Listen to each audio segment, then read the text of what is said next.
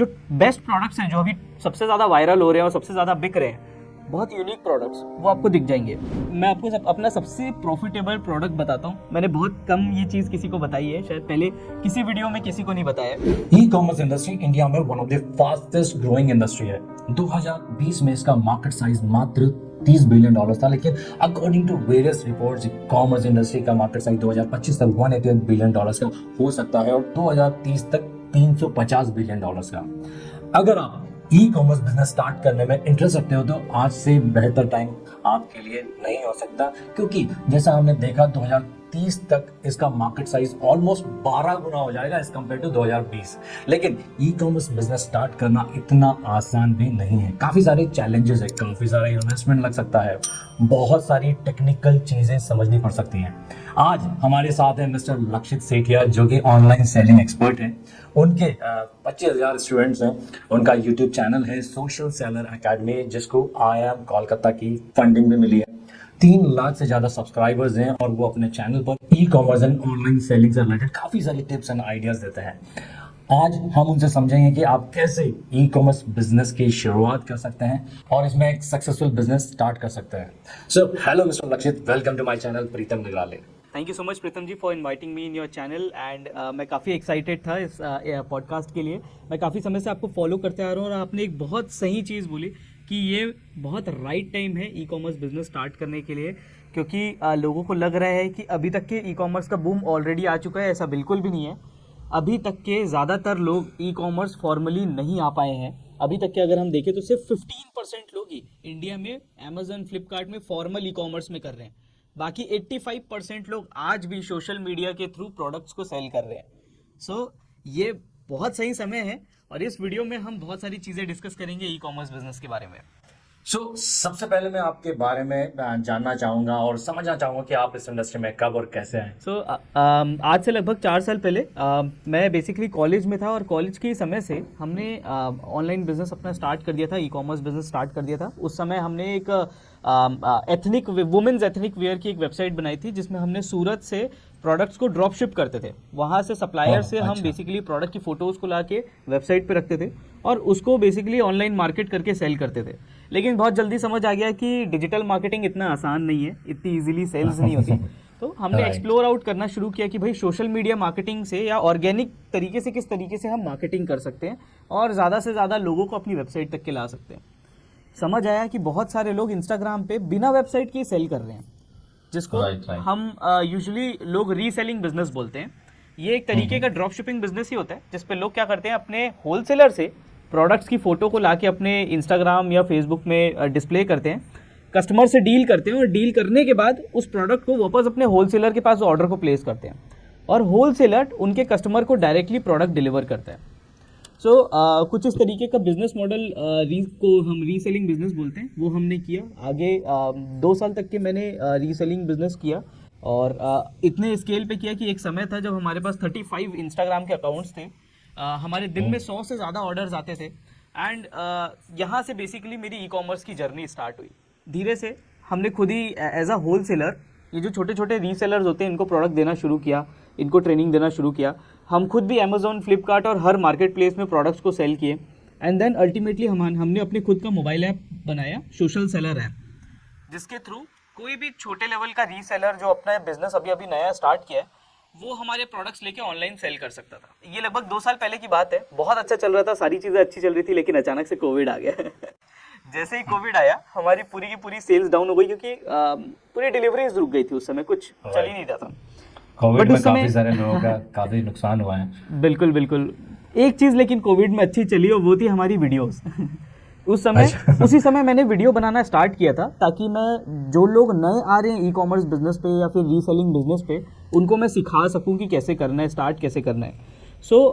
Reselling business को आप मान लो कि एकदम basic level of e commerce business होता है, जिसमें आप बिना वेबसाइट के, बिना किसी इन्वेस्टमेंट के, बिना किसी टेक्निकल नॉलेज के खाली आप ऑनलाइन ट्रेडिंग करते हो। मतलब होलसेलर से लेते हो, सोशल मीडिया पे सेल करते हो और वहां से आप अर्निंग करते हो और जैसे ही आपको ऑर्डर आता है वापस अपने होलसेलर को दे देते हो ऑर्डर को। राइट। यहाँ से बेसिकली हमारी जर्नी स्टार्ट हुई एंड धीरे से वीडियोस वायरल हो गई, लोगों को पसंद आने लगा। कई लोग सीखना बहुत अच्छे से शुरू कर दिए और लोग अपने लोकल लेवल पे ही स्टार्ट कर दिए रीसेलिंग करना और ऑनलाइन सेलिंग करना। तो और कौन सी वीडियो थी जो वायरल हुई थी? हमारी एक वीडियो थी how to make new Instagram account viral. अच्छा। ये एक वीडियो थी, क्योंकि उस समय हमारा पूरा बिजनेस इंस्टाग्राम पे होता था। और राइट हमारी राइट। उस समय एक्चुअल में एक्सपर्टीज थी कि इंस्टाग्राम पे अपना अकाउंट को वायरल किस तरीके से करें। हम एक सॉफ्टवेयर का यूज करते थे जिसका नाम था जारवी। इस सॉफ्टवेयर जारवी, हाँ, से जारवी राइट इस राइट, सॉफ्टवेयर जारवी। से आप इंस्टाग्राम को ऑटोमेट कर सकते थे। उस समय होता था, अभी राइट। तो ये बैन हो गया इंस्टाग्राम की तरफ से, बट उस समय क्या होता था कि आप एक जैसे दिखने वाले कम से कम 50 इंस्टाग्राम अकाउंट बना सकते थे। और जो भी आप एक्टिविटी एक इंस्टाग्राम पे कर रहे हो, वो आपका 50 इंस्टाग्राम अकाउंट उसी तरीके की सेम एक्टिविटी करता था। ओके, समझ रहे हैं आप? मतलब एक जगह प्रोडक्ट को, एक जगह एक फोटो को पोस्ट कर रहे हो तो वो 50 जगह पोस्ट हो रही है ऑटोमेटिकली। राइट, समझ गया। ऐसे देख के हमारे पास काफी सारे लोग आते थे, बहुत। सीधा व्हाट्सएप पे आते थे, उनसे हम डील करते थे। हम 2-4 दोस्त लोग थे जो व्हाट्सएप पे ही सेल्स करते थे, और इस तरीके से हमने स्टार्ट किया था। तो मिस्टर लक्षित, मेरा सवाल है कि अगर कोई ई कॉमर्स बिजनेस स्टार्ट करना चाहता है तो वो कैसे शुरुआत कर सकता है? मतलब कि अगर उसके पास ऑलरेडी प्रोडक्ट है तो उसका पहला प्रॉब्लम तो सॉल्व हो गया, लेकिन अगर उसके पास प्रोडक्ट भी नहीं है तो उसे कैसे समझेगा कि क्या बेचे जो इजीली सेल हो जाए, अच्छा प्रॉफिट मिले? कहने का मतलब है कि कैसे और कहाँ पर रिसर्च करें प्रोडक्ट्स के बारे में, कंपटीशन के बारे में और प्रॉफिटेबिलिटी के बारे में? एब्सोल्युटली। सो आई थिंक जो सबसे डिफिकल्ट पॉइंट होता है वो यही होता है कि एक सही प्रोडक्ट हमें मिल रहा है। अगर प्रोडक्ट मिल Right. जाता है तो हमारा, मान के चल लीजिए, 20% काम बिजनेस का वहाँ खत्म हो जाता है। मैं 50% नहीं बोलूँगा या 80% भी नहीं बोलूँगा, खाली प्रोडक्ट 20% ही इंपॉर्टेंट है। 20% काम करने के लिए आपको प्रोडक्ट रिसर्च करना आना चाहिए, और प्रोडक्ट रिसर्च करने के लिए आज की डेट में बहुत सारी सॉफ्टवेयर और टूल्स ऑलरेडी अवेलेबल है। जैसे मैं ई कॉमर्स की बात करूं तो आज की डेट में एक बहुत अच्छी वेबसाइट है जिसका नाम है निच स्क्रैपर। निच, NICH, निच स्क्रैपर।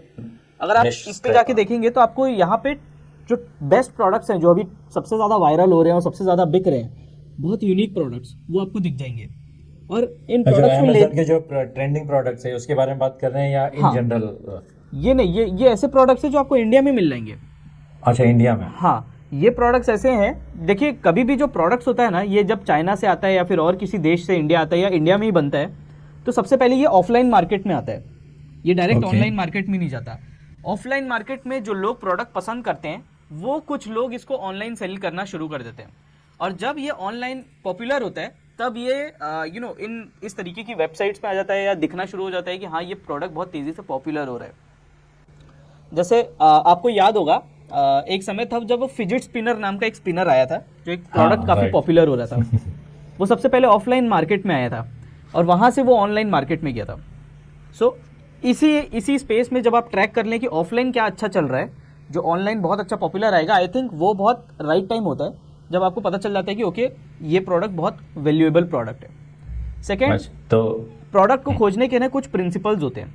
जैसे सबसे पहले कि प्रोडक्ट का साइज छोटा होना चाहिए। अगर आपको ई कॉमर्स में प्रॉफिटेबल प्रोडक्ट सेल करना है तो आपको प्रोडक्ट का साइज छोटा रखना पड़ेगा, क्योंकि ज़्यादातर नुकसान लोगों को डिलीवरीज में ही होता है। डिलीवरीज बहुत ज़्यादा एक्सपेंसिव हो जाती है। राइट। सेकेंड, आपका प्रोडक्ट में ना साइज का इशू नहीं होना चाहिए। जैसे मैं बताऊं, अगर आप जूता सेल करोगे तो आपको साइज का इशू आ सकता है। ठीक है, हो सकता है आपने साइज 9 ऑर्डर किया, मैंने साइज 9 भेजा भी, फिर भी आपको वो साइज नहीं फिट हुआ, तो उस केस में रिटर्न आ जाता है। काफी। तो आप ऐसा प्रोडक्ट चूज करो इनिशियली जिसमें साइज की दिक्कत ही नहीं हो। जैसे वॉचेज है, जैसे ज्वेलरी है, जैसे बैग्स हैं, जैसे कैप्स हैं, जैसे चश्मे हैं, जैसे होम डेकोर के आइटम है, जैसे होम किचन वेयर के आइटम हो गए, जैसे पेट्स के प्रोडक्ट हो गए हैं, जैसे गैजेट्स हो गए। बहुत सारी ऐसी चीज़ें जिसमें हमको ना साइज का कोई इशू नहीं आता। वैसे प्रोडक्ट बहुत प्रॉफिटेबल होते हैं। और ऐसा प्रोडक्ट रखिए जिसमें आपकी मार्जिन जो है वो एटलीस्ट आपकी 250 रुपये से ज़्यादा की आपकी मार्जिन बने। ये एक बेसिक सा साइंस है कि आपको हर एक प्रोडक्ट सेल्स में एटलीस्ट मिनिमम से मिनिमम 250 रुपये की अर्निंग आपको होनी चाहिए। अगर आपका ये क्राइटेरिया फुलफिल हो रहा है तो आप धीरे धीरे जब आप बिजनेस शुरू करोगे तो आपको एक प्रोडक्ट मार्केट फिट मिल जाएगा कि हाँ, मेरे मार्केट के लिए ये प्रोडक्ट बेस्ट है। तो तो काफी अच्छी आपने टिप्स दी कि किस तरह से कोई प्रोडक्ट को रिसर्च कर सकता है और प्रोडक्ट को फाइनलाइज करने से पहले कौन कौन से चीज़ों को ध्यान में रखना चाहिए। यूजुअली ऐसे प्रोडक्ट्स नहीं होना चाहिए जो कि ज़्यादा रिटर्न्स होते हैं। मैं आपको अपने सबसे प्रॉफिटेबल प्रोडक्ट बताता हूँ। मैंने बहुत कम ये चीज़ किसी को बताई है, शायद पहले किसी वीडियो में किसी को नहीं बताया है। अच्छा। जब हम अपने पीक में थे ड्रॉप शिपिंग के, तो हमारे पास हमको ये चाहिए था कि अब कौन सा प्रोडक्ट हम करें, तो हम बहुत ब्रेनस्टॉर्म कर रहे थे उस समय कि कौन सा प्रोडक्ट सेल करें। तो हमने देखा कि यार ये वॉच बेस्ट प्रोडक्ट है, क्योंकि वॉच सबसे ज़्यादा बिकता है।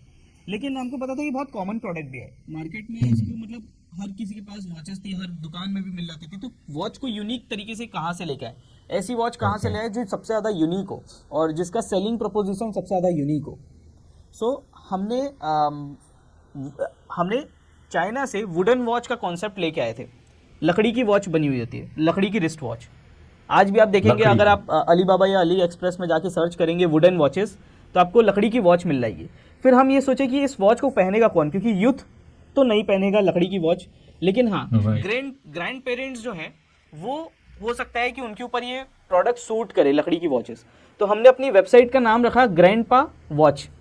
और वहाँ से हमने सिर्फ ऐसे लोगों को सेलेक्ट किया जो अपने ग्रैंड पेरेंट्स को गिफ्ट देना चाहते हैं, और वो भी वुडन वॉच जो काफ़ी एंटीक होती है अपने आप में। वो प्रोडक्ट हमारा बहुत अच्छा सक्सेसफुल हुआ, हमने बहुत अच्छी अर्निंग की थी। तो अगर मान लीजिए जैसे कि प्रोडक्ट उसका फाइनलाइज हो जाता है, अभी उसको सेल करना है, तो वो कहाँ पर सेल करें? मतलब अमेजोन पे जाए, फ्लिपकार्ट जैसे ये जो बड़े बड़े प्लेटफॉर्म्स है, या फिर अपना खुद का ई कॉमर्स का वेबसाइट बना है और वहाँ से सेल करने की कोशिश करें? ओके। सो प्रोडक्ट सेलेक्ट होने के बाद डायरेक्ट सेलिंग नहीं आती है। एक बहुत बड़ा प्रोसेस रहता है बीच में, जिसको ज़्यादातर लोग भूल जाते हैं, वो होती है ब्रांडिंग। ब्रांडिंग होती है कि आपके प्रोडक्ट के पीछे कहानी क्या है। आपको देखिए, प्रोडक्ट नहीं बिकता कभी भी मार्केट में, प्रोडक्ट तो सिर्फ एक जरिया है कस्टमर से पैसा लेने का। बिकती है आपकी कहानी, कि आप क्या स्टोरी सेल कर रहे हो। आपको सबसे पहले स्टोरी, जैसे मैंने आपको अपना कॉन्सेप्ट बताया ग्रैंडपा वाला, उसमें मैंने एक बहुत इमोशनल स्टोरी रखी थी, जिसमें यंग बच्चे थे, वो अपने ग्रैंड पेरेंट्स को कुछ दे नहीं पा रहे थे, अलग अलग टाइप के गिफ्ट दे रहे थे, और ग्रैंड पेरेंट के वो कुछ काम नहीं आ रहा था। जैसे कोई बच्चा है, वो बहुत बढ़िया सा स्पीकर दे दिया ग्रैंड पेरेंट्स को, वो उसके कोई काम नहीं आ रहा था। किसी ने अपना लैपटॉप दे दिया ग्रैंड पेरेंट्स को, वो काम नहीं आ रहा था। और फिर एक बच्चा है, उसने सोचा, और फिर वो हमारी ग्रैंडपा वाली वेबसाइट से एक वॉच ऑर्डर किया, जिसको उसके ग्रैंडपा ने खुशी खुशी पहना। तो इस तरीके से एक इमोशनल हमने एक टच क्रिएट किया, एक इमोशनल स्टोरी क्रिएट की, कि हम एक यूनिक प्रपोजिशन लेके आ रहे हैं मार्केट में, जो अभी पहले नहीं था। तो ये चीज़ बहुत ज़रूरी होती है। कोई भी अगर सपोज नॉर्मल से टी शर्ट सेल कर रहा है, तो उसके पीछे भी अगर आप कहानी डाल दोगे, तो वो करोड़ों की कंपनी बन जाएगी। एग्जाम्पल हमारे सामने है, जैसे बेवकूफ.com है, सोल स्टोर है। ये बेच खाली टी शर्ट ही रहे हैं ना, इनकी टी शर्ट का कॉस्ट 100-150 रुपए का करीब होगा, बट उसके ऊपर इन्होंने पूरी कहानी बिल्ड की है। वो ह्यूमर दिखाते हैं, सुपर हीरोज के जो टैग लाइंस होते हैं, उनके सिंबल्स होते हैं, वो दिखाते हैं। तो वहाँ से सेलिंग होती है। मतलब ये मार्केटिंग या सेल करने से पहले आपको एक स्टोरी बनाना बहुत ज़रूरी है। आपका एक ऑफर बनाना चाहिए कि ये एक्चुअली प्रोडक्ट्स की रिक्वायरमेंट कहाँ पर है और उन लोगों को कैसे सेल करना है। तो एक स्टोरी बनेगी, एक ब्रांड बनेगी, तो सेल करना ईजी हो जाएगा। बिल्कुल। अब यहाँ तक कि सपोज हमारा हो गया, ये फर्स्ट प्रोसेस हुआ प्रोडक्ट सेलेक्ट करना, सेकंड प्रोसेस हुआ ब्रांड क्रिएट करना। अब थर्ड प्रोसेस होता है, वो होता है हमारा कंटेंट बनाना, कंटेंट क्रिएट करना। ठीक है। अब कंटेंट मार्केटिंग बहुत ज़्यादा इंपॉर्टेंट है आज की डेट में, पहले नहीं थी। पहले क्या होता था कि लोग तो नॉर्मल पिक्चर बना के भी अमेजोन या फ्लिपकार्ट वगैरह में डाल दिए, तो उनकी सेलिंग शुरू हो जाती थी। लेकिन अब धीरे धीरे कंटेंट का ज़माना आ गया, और मार्केटिंग करने के लिए पैसे भी बहुत लगने लग गए हैं। तो आप जब ऑर्गेनिक कंटेंट बनाते हो, और जैसे वीडियोस बना रहे हो, फोटोज डाल रहे हो, इंस्टाग्राम पे पोस्ट कर रहे हो, मान के चल लीजिए अगर आपका प्रोडक्ट अच्छा है ना, और लोगों को पसंद आ गया, आपकी कहानी पसंद आ गई ना, तो आपको अमेजन फ्लिपकार्ट में भी बेचने की ज़रूरत नहीं है। लोग आपके पास व्हाट्सएप पे आ जाएंगे, डीएम में आ जाएंगे, और वहाँ से आके खरीद लेंगे। सो इसीलिए हमको एक कंटेंट क्रिएट करना बहुत इंपॉर्टेंट है। कंटेंट पे क्या होगा, आप जो प्रोडक्ट बेच रहे हो वो आना चाहिए, जो वैल्यू आप दे रहे हो, जो कहानी आपकी है वो दिखना चाहिए, और एक बहुत अच्छा कॉल टू एक्शन आना चाहिए। राइट। ये चीज़ इनिशियल लेवल पे बहुत ज़रूरी है। कंटेंट क्रिएट करने के बाद आपको समझ आ जाएगा कि 10 मैंने कंटेंट क्रिएट किए, उसमें से सबसे अच्छा कंटेंट ये वाला चल रहा है। ठीक है। अब जो भी आपका कंटेंट सबसे अच्छा चलेगा, जो वीडियो, जो रील्स, जो इंस्टाग्राम पोस्ट अच्छी चलेगी, उस पर आप पेड मार्केटिंग कर सकते हो, और फर्दर आप और लोगों को अपने पास अपने सोशल मीडिया पे लेके आ सकते हो। अभी तक के मैंने आपको ये नहीं बताया कि आपको अमेजन पे जाना है, फ्लिपकार्ट पे जाना है, कि खुद की वेबसाइट पे बेचना है। अगर आप ई कॉमर्स में हो, तो सबसे पहले आपकी सेलिंग सोशल मीडिया से स्टार्ट होती है, और यहाँ से आप डिसाइड करते हो कि हाँ, अब मेरे को कहाँ लेके जाना है अपनी ब्रांड को। ठीक है। ओके। तो मैं एक चीज़ बताना चाहूँगा प्रीतम जी, 2 चीज़ होती है, 2 तरीके के प्रोडक्ट होते हैं।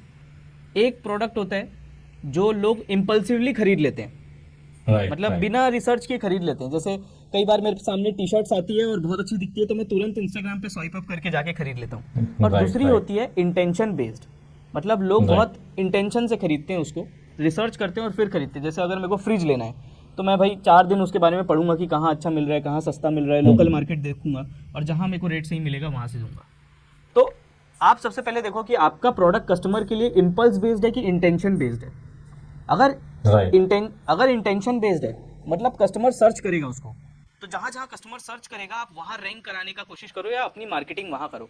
जैसे यूट्यूब हो राइट, गया, राइट, यूट्यूब पे मार्केटिंग करो। यूट्यूब पे जो डिस्कवरी एड्स होती है उस पे मार्केटिंग कर सकते हो ताकि कोई भी आपके प्रोडक्ट के रिगार्डिंग कोई भी सर्च करे तो आपका वीडियो पहले ऊपर आए। या फिर आप Yes, yes. गूगल एड्स पे मार्केटिंग कर सकते हो ताकि कोई भी गूगल पे सर्च करे तो आपका प्रोडक्ट सबसे ऊपर आए, आपकी वेबसाइट ऊपर आए। इनफैक्ट एसईओ कर सकता है ताकि फ्री हाँ। ट्रैफिक मिल सकता है उसको जो टारगेटेड ट्रैफिक है। एब्सोल्युटली, मतलब फ्री ट्रैफिक को तो मतलब जो फ्री में मिल रहा है तो उसको तो सबसे पहले खाना चाहिए, वो ट्रैफिक को तो सबसे पहले लेना चाहिए। Right. बिना ब्लॉगिंग किए या बिना कंटेंट क्रिएट किए मैं किसी को रिकमेंड ही नहीं करता कि आप पैसा पे करो गूगल या फेसबुक पे। किसी को भी आप एक भी पैसा मत पे करो, जब तक के पैसा मत पे करो तब तक जब तक कि आपका ऑर्गेनिक मार्केटिंग सॉलिड अच्छे से सेटअप नहीं हो जाता। तो आज तक के देखो मेरा यूट्यूब चैनल है, मेरे कोर्सेज है, सारी चीज़ें हैं, मैं पेड मार्केटिंग में एक पैसा नहीं डालता। मैं व्हाट्सएप मार्केटिंग में पैसा इन्वेस्ट करता हूँ लेकिन कभी मैंने फेसबुक और गूगल एड्स के ऊपर बहुत ज़्यादा इन्वेस्ट नहीं किया है। ओके, अपने ही बिजनेस के लिए, क्लाइंट के लिए किया है, उनको काफी सारे बेनिफिट दिया है। एग्जांपल्स है जो ऑर्गेनिक मार्केटिंग की तरफ बिना एक्चुअली एड्स में इन्वेस्ट किए काफी बड़ा बिजनेस एक्चुअली खड़ा कर लेते हैं। एब्सोल्युटली। तो ऑर्गेनिक मार्केटिंग बहुत सही तरीका है अगर आप उसमें अगर आपका एक्चुअली प्रोडक्ट उस हिसाब से है कि आप ऑर्गेनिक मार्केटिंग से भी अच्छा खासा बिजनेस जनरेट कर सकते हो। आपकी अगर ब्रांडिंग बहुत पावरफुल है तो बिना इन्वेस्ट किए बिना एड्स लगाए भी आप अच्छा खासा बिजनेस जनरेट कर सकते हो, राइट। और आज की डेट में जो सबसे बेहतरीन मार्केटिंग स्ट्रेटेजी चल रही है किसी भी ई कॉमर्स प्रोडक्ट के लिए वो है इन्फ्लुएंसर मार्केटिंग। आप Right. किसी भी एक इन्फ्लुएंसर को कनेक्ट करो, है ना। अब हर इन्फ्लुएंसर पैसा नहीं मांगते, जो बड़े इन्फ्लुएंसर्स होते हैं वो तो पैसा लेते ही हैं, लेकिन जो छोटे इन्फ्लुएंसर्स होते हैं उनको प्रोडक्ट दे दोगे ना तो वो उतने में ही खुश हो जाते हैं। उनको अगर आप एक फ्री ऑफ कॉस्ट, अगर सपोज आपकी टी शर्ट की ब्रांड है, आप फ्री ऑफ कॉस्ट उनको टी शर्ट ही भेज दिए तो उतने में ही हो जाता है। आपको विजिबिलिटी मिल जाती है, आपको मिल जाती है Right. ट्रैफिक अपने इंस्टाग्राम Right. अकाउंट पे, उनको मिल जाता है प्रोडक्ट, और मतलब बेसिकली आपकी पॉपुलैरिटी धीरे धीरे धीरे धीरे बढ़ते जाती है। सबसे बेस्ट तरीका मैं यही बोलूंगा कि कंटेंट मार्केटिंग के बाद अगर कहीं इन्वेस्ट करना है तो इन्फ्लुएंसर मार्केटिंग में करो, क्योंकि और माइक्रो इन्फ्लुएंसर ज्यादा बेटर है। बहुत अच्छे हैं। माइक्रो इन्फ्लुएंसर से अच्छा कोई भी नहीं है। मतलब ब्रांड क्या है, ऐसा नहीं होता कि आप अपनी ब्रांड लॉन्च करो और डायरेक्ट अगले दिन शाहरुख खान आपकी ब्रांड को पहन ले। राइट, राइट, राइट, धीरे धीरे आपको एक एक स्टेप चलना होगा। और माइक्रो इन्फ्लुएंसर्स क्या करते हैं, हाइप क्रिएट करते हैं। राइट। आप इन्फ्लुएंसर्स को भी कोई बेनिफिट दे रहे हो ना तो वो और आपके प्रोडक्ट को सेल करेंगे। तो आप देखे होंगे आज की डेट में तो बहुत सारे इन्फ्लुएंसर्स आ गए हैं। हर इन्फ्लुएंसर का पैसे कमाने का जरिया यही है कि ब्रांड के प्रोडक्ट को सेल करो और ब्रांड से एक सर्टेन अमाउंट का कमीशन रिसीव करो। इतना होने के बाद अगर आपको लगता है कि सर्च बेस्ड है आपका प्रोडक्ट तो आप अमेज़ॉन वगैरह पे लिस्ट करो, आपकी सेल्स अच्छी आएगी, ठीक है। लेकिन अगर आपको लगता है कि इम्पल्सिव बेस्ड प्रोडक्ट है कि लोग देखते ही साथ आपके प्रोडक्ट उनको पसंद आ जाएगा और लोग तुरंत खरीद लेंगे, उस केस में आप अपने खुद का शॉपिफाई स्टोर क्रिएट करो या खुद की वेबसाइट बनाओ। ओके, एकदम सिंपल सा फंडा है। तो ये एक बोलना चाहिए एक ट्रिक है कि या तो अगर आपका ये सर्च वाला प्रोडक्ट है तो आप अमेज़न फ्लिपकार्ट पे जा सकते हो। इवन जब भी मैं रिकमेंड करता हूँ कि अपनी वेबसाइट तो होनी ही चाहिए, क्योंकि क्या पता कल के दिन अमेज़न या फ्लिपकार्ट या स्नैपडील, मीशो आपको सेल्स कंसिस्टेंटली दे या ना दे, ठीक है। राइट। मतलब अगर आप अमेज़न या दूसरे प्लेटफॉर्म पर भी सेल कर रहे हैं तो आप अपनी एक ई कॉमर्स की अलग से वेबसाइट तो बना के ही रखिए। बिल्कुल बिल्कुल, अपनी आइडेंटिटी हमेशा होनी चाहिए। आपकी वेबसाइट होगी तो डेटा आपका रहेगा, एनालिसिस Right. आपका रहेगा, हर चीज आपका Right, रहेगा। तो उस इनफैक्ट जब कोई अमेज़न से जो अमेज़न सेलर्स होते हैं अगर उनकी काफ़ी अच्छी ब्रांडिंग हो जाती है अमेज़न के थ्रू ही तो काफ़ी सारे लोग हैं जो उस अमेज़न सेलर को गूगल में सर्च करते हैं और अगर उस नाम से अगर आपकी उस ब्रांड से अगर आपकी वेबसाइट है तो वहाँ से भी डायरेक्ट सेलिंग के भी बहुत ज़्यादा चांसेस हैं। एब्सोल्युटली एब्सोल्युटली, अमेज़न आपसे करीब 25 to 30% कमीशन लेता है। अपनी वेबसाइट पे Right. करोगे तो आपको ज़्यादा से ज़्यादा 2% लगेगा, वो भी पेमेंट गेटवे का। Yes, yes. और रेपुटेशन अच्छी क्रिएट होती है। बात ये है कि आपका जो बिजनेस है वो खाली ई कॉमर्स बिजनेस नहीं हो जाता, वो एक स्टार्टअप की तरफ मूव होना शुरू हो जाता है। तो ये मैं सबको रिकमेंड करता हूँ। एक चीज़ बहुत इंपॉर्टेंट है, मार्केटिंग हो जाती है समय से, मार्केटिंग में भी ज़्यादा दिक्कत नहीं आती। दिक्कत कब आती पता है?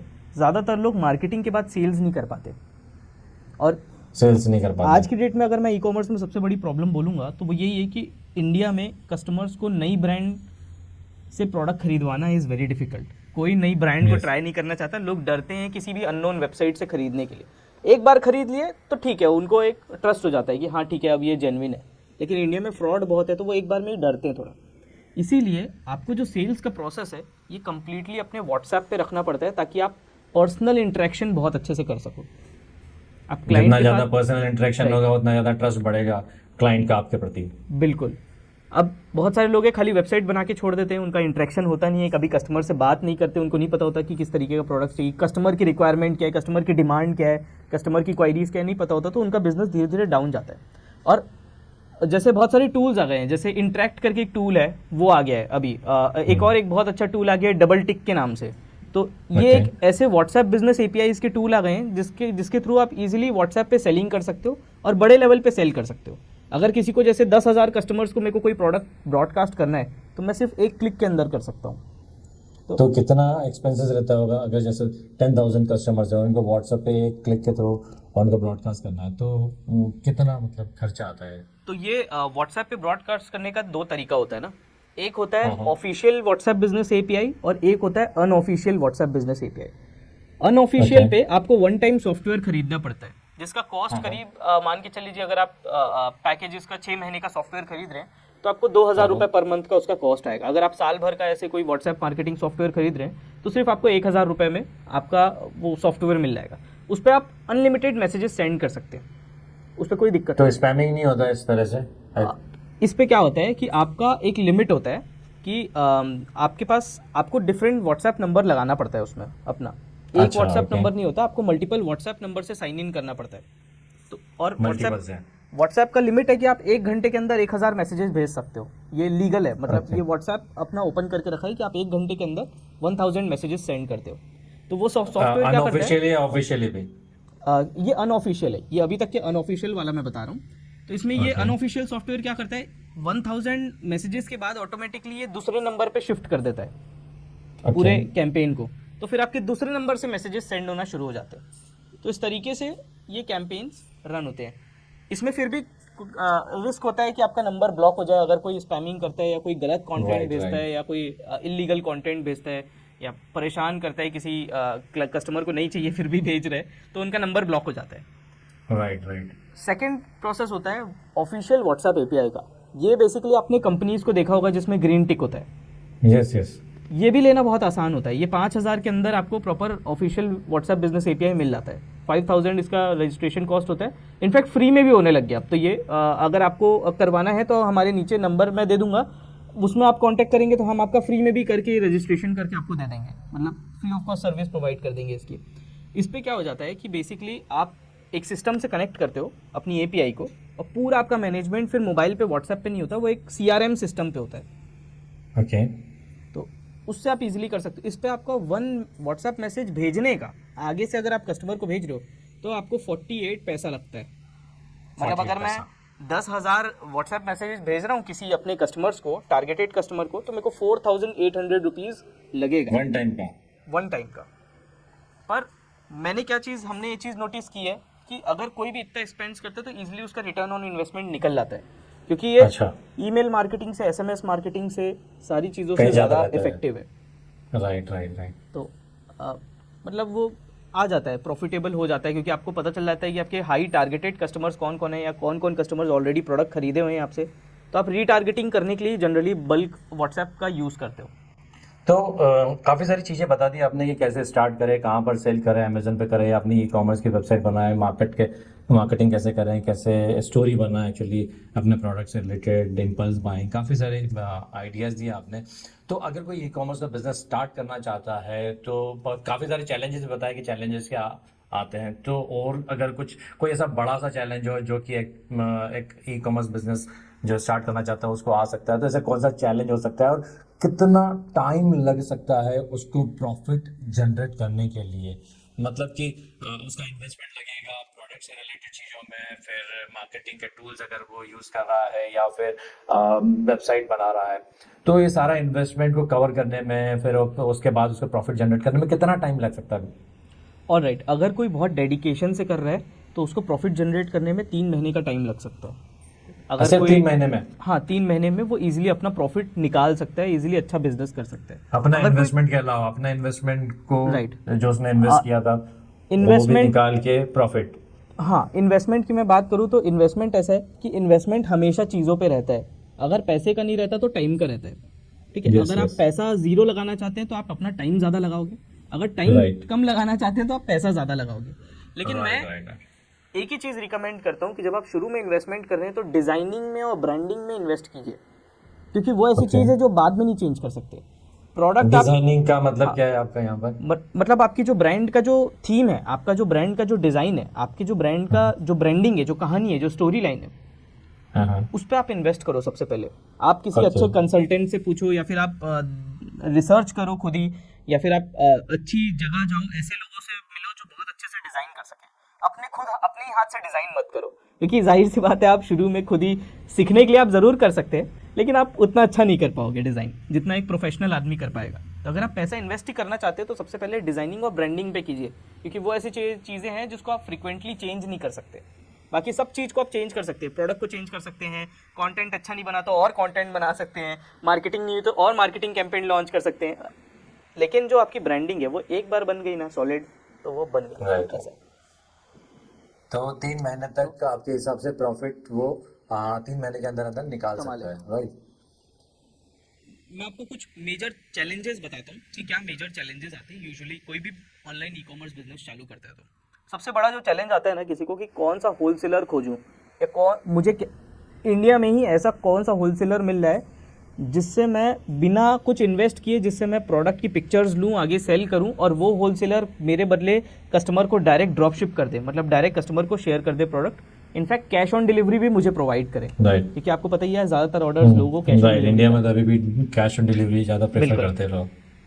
तो इसके लिए ये सबसे बड़ा चैलेंज आता है, ऐसा एक राइट अप्रोप्रिएट होलसेलर खोजना। तो इसके लिए हम भी रिसर्च करते हैं, और हमने क्या किया है कि हम होलसेलर्स की वीडियो बनाते रहते हैं अपने चैनल अच्छा। पे। तो बहुत सारे होलसेलर्स के साथ इंटरव्यू करते हैं, उनका बिजनेस देखते हैं, रिव्यू करते हैं, और होलसेलर्स को हम अपने चैनल पे फीचर करते रहते हैं, उनके बारे में, उनके प्रोडक्ट की, उनकी सर्विस के बारे में बताते हैं रीसेलर्स को। ओके।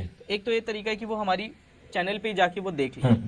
सेकंड, एक बहुत अच्छा तरीका है कि इंस्टाग्राम पे वो सर्च करें। इंस्टाग्राम पे भी उनको बहुत सारे होलसेलर्स जो है वो मिल रहे हैं। ओके। खाली इंस्टाग्राम एक सर्च इंजन तो है नहीं इंस्टाग्राम बेसिकली एक बोलना चाहिए एंगेजमेंट बेस्ड प्लेटफॉर्म है, बट फिर भी वहाँ पे अगर आप कोई भी सर्च में जाके होलसेलर और अपने प्रोडक्ट का नाम टाइप करोगे तो आपको बहुत सारे होलसेलर्स आ जाएंगे। तो वहाँ से वो भी डीएम एक करना तरीका है है। उनको? हाँ, उनको डीएम करो, उनसे देखो, उनसे पता करो कि कहाँ पे है वो। अब आपको पता है अगर कोई होलसेलर बोल रहा है कि हाँ मेरा शूज़ का काम है और मैं आगरा से हूँ, तो आपको समझ आ जाएगा कि हाँ हो सकता है, क्योंकि आगरा एक इंडस्ट्री है पूरी की पूरी जूते की।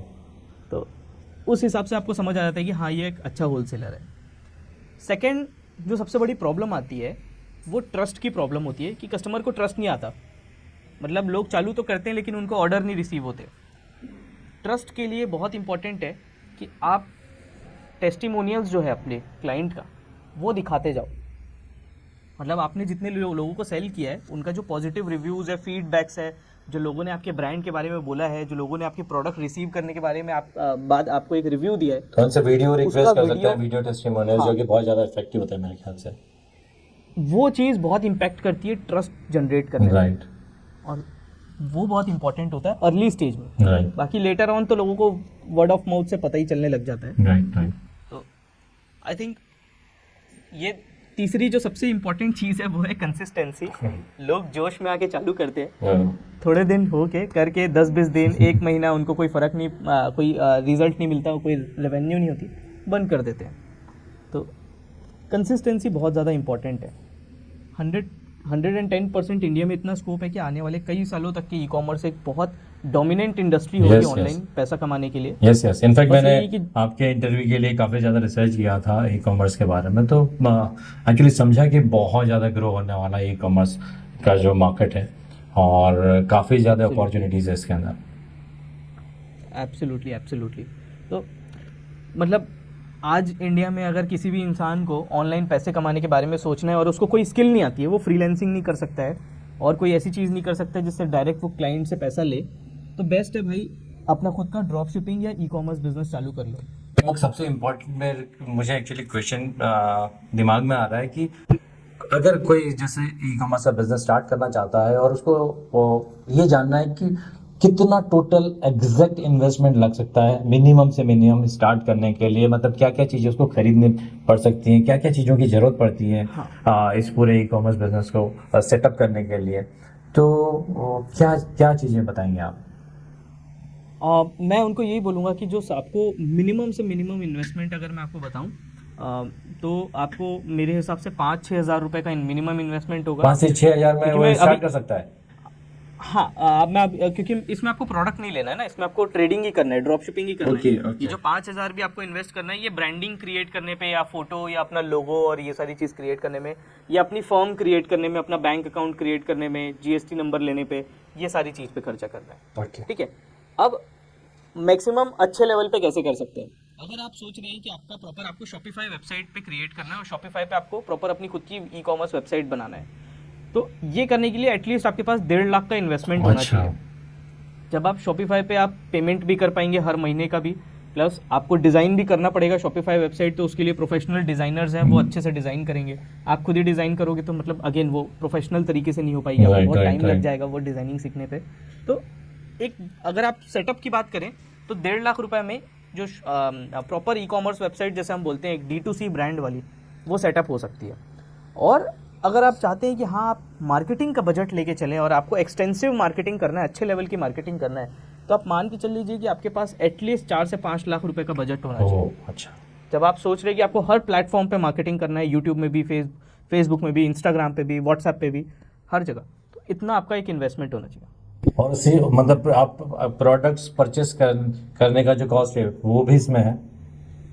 हाँ, या ये भी प्रोडक्ट विदाउट परचेज तो अभी भी नहीं करना है। आप बात कर रहे हैं अभी 4-5? अभी भी क्या होता है ई कॉमर्स में, कभी भी ना जो होते हैं बड़े ई कॉमर्स वाले, वो कभी भी प्रोडक्ट परचेज नहीं करते। वो क्या करते हैं, छोटे छोटे क्वांटिटी पे प्रोडक्ट ले लेते हैं और फिर उसकी फोटोग्राफी वीडियोग्राफी करते हैं, ओके और एक्चुअल प्रोडक्ट स्टॉक वो होलसेलर के पास रहता है। Okay okay.